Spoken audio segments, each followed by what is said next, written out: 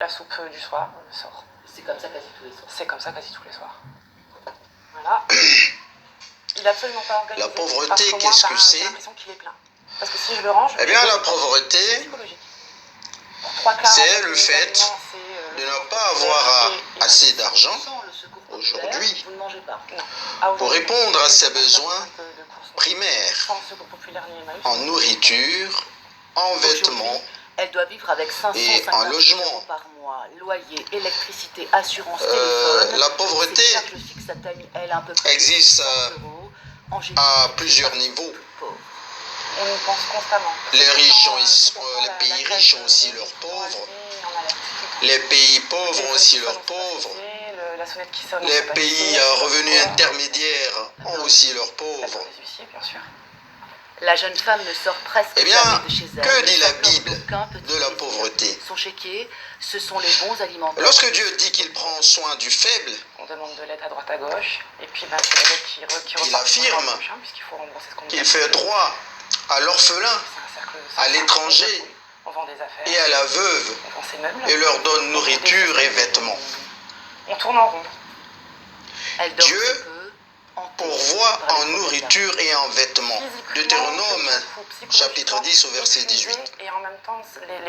Lorsque Ésaïe appelle le peuple d'Israël à l'action en faveur des pauvres, il exhorte à partager son pain avec celui qui a faim, à couvrir celui qui n'a pas de vêtements, qui est nu, et parfois il dit même d'héberger le sans-abri. Donc nous retrouvons les trois besoins de base qui sont la nourriture, le vêtement et le logement. Ceux qui n'ont pas ce minimum vital sont appelés pauvres. Ils sont bien plus nombreux à y avoir droit, mais beaucoup ont honte de se présenter au service des allocations. Le coût de la vie augmente, alors que les retraites n'ont pas été réévaluées depuis plusieurs décennies. Ces 12 dernières années, la pauvreté a augmenté 10 fois plus chez les retraités que dans le reste de la population. Je sais que je suis... Les exemples donnés par Jean-Baptiste à ceux qui lui demandent ce qu'ils doivent faire pour produire du fruit digne de la repentance sont les suivants. Que celui qui a 2 tuniques partage avec celui qui n'en a pas, et que celui qui a de quoi manger fasse de même. C'est dans Luc, chapitre 3, verset 11. Et la liste est longue. Vous voyez? Dans la Bible, on parle de pauvreté. Quelles en sont les causes? Bien, les causes de la pauvreté sont diverses. Il y a des causes qui ne dépendent pas de l'individu. Il y a les causes qui sont dues à la météo, conditions météorologiques. Je veux parler de la nature. Ça peut être la sécheresse, les précipitations, les inondations. Vous avez vu le tsunami, qui sont les grandes causes. Ça peut être des éruptions volcaniques, des glissements de terrain. Ça peut être des tremblements de terre qui détruisent. Ça peut être aussi l'invasion de sauterelles qui détruisent les récoltes. Alors, lorsque les catastrophes naturelles n'attirent pas l'attention des médias, vous voyez, la collecte de fonds devient plus difficile.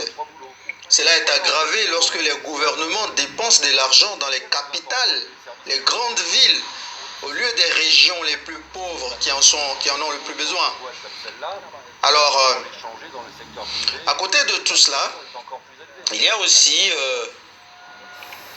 l'esclavage. Ce sont des causes lointaines. Il y a la conquête, les guerres de conquête, tout cela. Alors donc, je vais parler aussi des guerres, tu vois.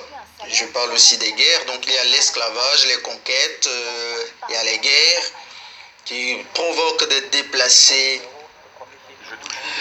Il y a aussi le maintien des pays colonisés dans un système infantilisant d'assister.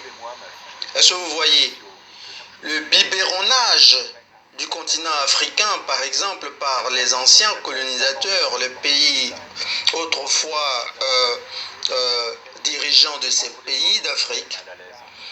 Donc ce n'est pas la colonisation en tant que telle, entendons-nous bien.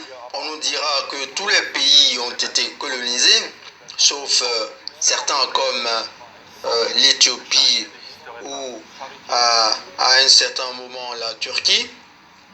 Bon, mais je dirais que c'est cette volonté de maintenir les pays anciennement colonisés dans cette situation en leur imposant un système infantilisant d'assister, d'éternel assisté et de biberonnage. Je vais être plus clair, par exemple, des pays d'Afrique comme la Côte d'Ivoire n'ont pas, par exemple, d'armée. Il a été dit à l'origine dans les accords de coopération que eh bien, ils devaient consacrer leurs économies de petite taille au développement, à l'éducation, etc., à la construction d'infrastructures, et de laisser de côté les budgets militaires qui sont très élaborés, très coûteux, à l'ancienne colonie française, d'où les accords d'assistance militaire. Mais lorsqu'il s'agit, par exemple, d'actionner ces accords, ça grince des dents. Vous avez vu, si la France ne veut pas engager ses militaires, vous avez des problèmes. Donc, il faut savoir maintenant définir qu'est-ce qu'on appelle la guerre, et comme ça, vous verrez que votre intérêt n'est pas forcément celui du pays qui vous assiste. C'est le cas de la Côte d'Ivoire où il y a eu une guerre civile. La ministre de la Défense, Michel Alliot-Marie, avait dit entre-temps que c'est une guerre ivoirienne, alors que c'était des militaires qui avaient pour base arrière une puissance étrangère, le Burkina Faso. C'est une puissance étrangère, hein. Et donc, je n'ai pas dit puissance militaire, mais c'est un pays étranger, donc qui était une base militaire, une base pour les rebelles et le base arrière.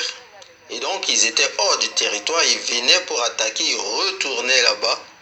Et donc, la France n'a pas voulu actionner les accords militaires. Le pays, quand il s'est agi d'envoyer des militaires, qu'est-ce que la France a fait? Elle a coupé le pays en deux, juste pendant plusieurs années, de 2002 jusqu'aux élections de 2010. Et on connaît la suite, ce que ça donnait. Donc, c'est soit dit en passant. Par exemple, le franc CFA, une monnaie, on vous coupe les billets à l'étranger, vous ne pouvez pas agir sur le taux directeur de votre monnaie. Donc, vous voyez, il faut demander à la puissance française de déterminer quels sont vos besoins, et si vos besoins en matière de budgétaire ne lui convient pas, qu'est-ce qu'elle va faire? Et si on ne veut pas décaisser votre argent, qu'est-ce que vous allez faire? Vous ne payez pas vos fonctionnaires. Et si c'est autour des militaires, les militaires, ils ont la gâchette facile, vous savez ce que ça peut donner. Donc, vous voyez, tout ça, ce sont des choses qu'il faut voir. Donc, c'est soit dit en passant, donc l'esclavage, la conquête, les guerres, le maintien des pays colonisés dans un système infantilisant d'assister et de biberonnage qui peuvent entraîner cela, la pauvreté grandissante. Et puis à côté de ça, il y a la violence politique. Et puis il y a le crime organisé. Vous voyez, la corruption à haute échelle. Le crime organisé qui affecte beaucoup de pays. Dans ces pays, le niveau de pauvreté est le double de celui des pays non violents. Ces deux éléments, la pauvreté et la violence, peuvent aussi se nourrir. Lorsqu'on leur demande, par exemple, aux jeunes, pourquoi ils ont rejoint des gangs et des groupes rebelles dans une demi-douzaine de pays, par exemple, les 2/3 des personnes interrogées ont déclaré que le chômage était leur principale raison. Seulement un dixième citait une croyance dans la cause. Vous voyez ? Voilà, ça, ce sont des causes qui ne dépendent pas toujours de l'individu.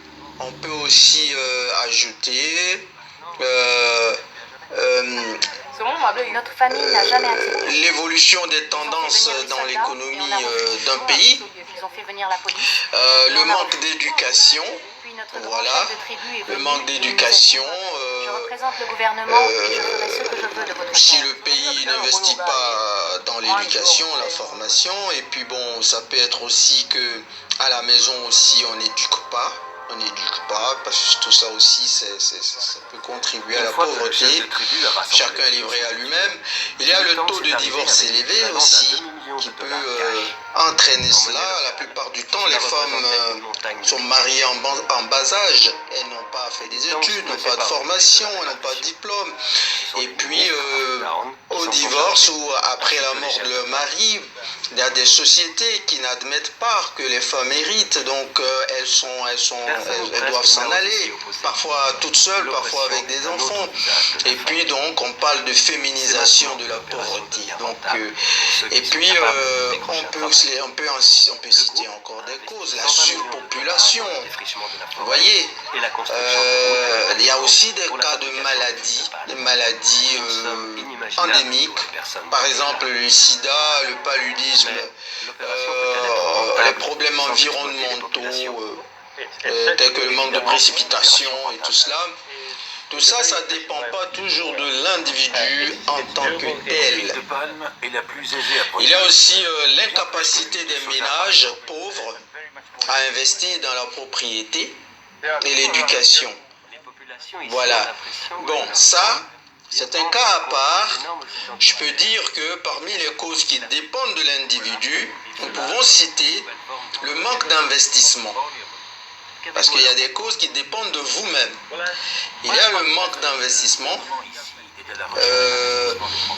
Si vous êtes incapable d'investir parce que vous n'avez pas les moyens, bon, ça peut être soit à cause des causes qui ne dépendent pas de vous seul ou à cause de vous-même, votre façon de gérer les choses parce que vous manquez de connaissances en la matière. Une ceinture verte, Donc, mais les villageois possédaient toute cette terre aussi. C'est exact, mais ils ne la travaillaient pas. Il y avait énormément de terres inutilisées. Citons parmi les causes qui sont plus ou moins proches de nous, donc le manque d'investissement. Et puis, on peut continuer à citer les causes qui ne dépendent pas de nous, comme par exemple l'accès limité au crédit. Dans certains cas, ce sont des cas qui produisent une pauvreté héritée puisque les gens n'ont pas accès au crédit. Vous voyez, le manque de bancarisation, le taux de bancarisation en Afrique, par exemple, dans certains pays, c'est moins de 10%. Ça veut dire que ceux qui n'ont pas l'argent à la banque, par exemple, vous n'avez pas l'argent à la banque, comment on peut vous accorder un crédit? Vous n'avez même pas de compte. Tout cela sont des choses à voir. Donc l'exclusion systémique des minorités ethniques, les cas d'exclusion aussi. Et puis il y a les castes répertoriées. Par exemple, vous allez au Sénégal, on parle des castes. Quand je dis que c'est discrimination des Noirs par des Noirs, il y a des gens qui disent mais ça c'est des choses qui existaient depuis, on ne peut pas comparer à la discrimination des Blancs. Mais la discrimination, c'est la discrimination. Vous voyez, quand vous parlez de caste, vous n'appartenez pas à un caste et puis on vous dit vous ne pouvez pas vous marier avec telle personne parce que vous êtes de caste inférieure, c'est de la discrimination. Donc des Noirs qui discriminent des Noirs. J'ai fait une vidéo sur la discrimination des Noirs par des Noirs. J'ai pris le cas du Sénégal, où il y a des castes, ainsi de suite. Vous savez, si vous n'êtes pas de la caste de tel, vous êtes une race inférieure par rapport à eux. Donc on ne peut pas vous épouser. Les parents vont tout faire pour empêcher ce mariage. Maintenant, l'exclusion des tribus, des femmes, des personnes handicapées, vous voyez, toutes ces exclusions-là qui entraînent la pauvreté. Les paysans de Saint-Malène pouvaient tout aussi bien les produire et les vendre sur place. Depuis lors, une fois par an, le groupe industriel et les paysans négocient d'égal à égal. Pourquoi ne serait-ce pas le cas plus souvent? Les personnes que je rencontre veulent être impliquées dans le monde qui les entoure. Ils connaissent tout de l'agriculture sur cette terre, qui d'ailleurs leur appartient. Ils méritent d'être considérés comme des associés. c'est vrai, Sokfin investit ici. Le groupe construit des routes, une école, un dispensaire. Et il y a aussi, on exclut aussi des personnes qui ont des problèmes de santé, vous voyez. Et puis bon, la persistance de la pauvreté est partiellement attribuée à ces classes n'ayant pas accès aux institutions et au marché, puisque vous les excluez, il est évident qu'ils ne peuvent pas avoir accès au marché, c'est tout à fait normal. Alors donc, étant ainsi énumérées, les causes étant ainsi énumérées, nous pouvons chercher des solutions, mais ces solutions-là, je crois que nous allons d'abord parler de ce que dit, je veux dire par exemple que au-delà même de ce qu'on peut appeler manque d'argent, bien plus que cela, la pauvreté c'est aussi une culture. Et donc, cette culture-là, elle nous vient de qui? Elle nous vient de l'individu qui entretient au quotidien ce qu'on appelle la pauvreté. Dans le cas d'espèce, on peut citer l'insouciance, vous voyez? Et nous y reviendrons dans une prochaine vidéo. À bientôt.